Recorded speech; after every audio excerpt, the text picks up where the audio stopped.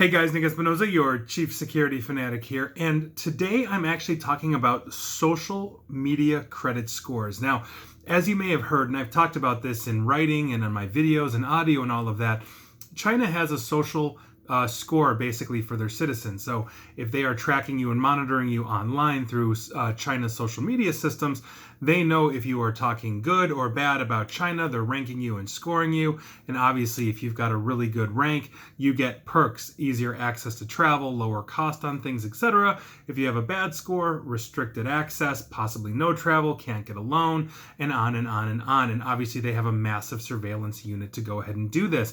But what we are looking at now is not necessarily a country giving us a social media score. We're looking at social media platforms themselves doing just that. Now, the one I'm talking about is Line. Now, if you've not heard of Line, it is actually Japan's largest social media platform, and they have just announced that they are actually going to do a social media credit system, and I quote from Fast Company here, Line Score will use AI to give social credit, to give a social credit score to Line users. The strength of their social credit score will allow them to get access to better special deals and offers that Line users with lower social credit scores will not have access to.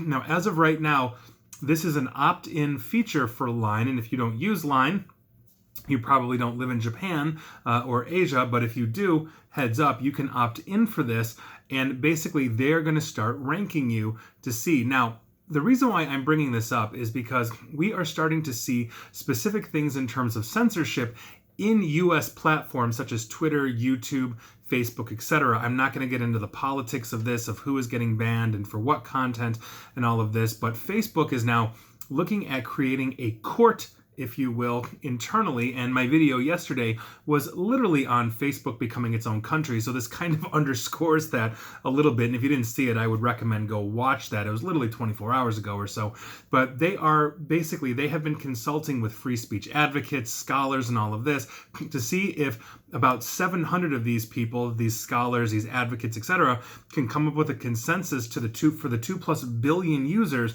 that Facebook has to basically police and control content. What is free speech? What isn't free speech? Obviously, that can be both subjective and objective depending on the law and interpretation and on and on. Again, not getting into that. But here's the thing. If, let's say, Facebook puts something like this into place, Facebook being a company that is beholden pretty much only to their shareholders and Mark Zuckerberg, can basically say, we are going to actually create, let's say, a de facto social credit score to say, well, we don't like what you're posting, or it's objectionable content, but it's borderline. And so maybe they're going to lower your score, lower your ability to go ahead and let's say, get your message out to your followers.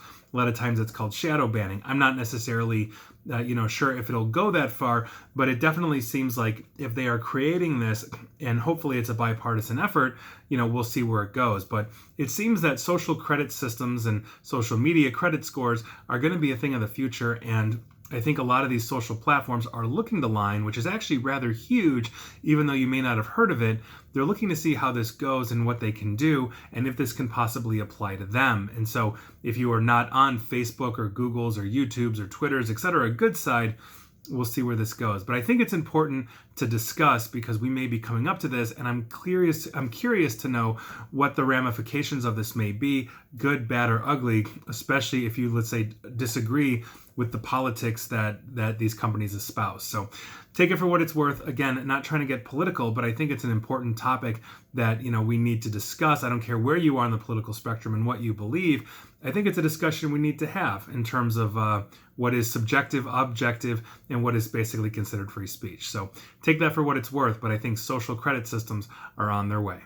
And please like, share, follow me here on Facebook and Twitter at NickAESP. And as always, stay safe and stay online. Thanks, guys.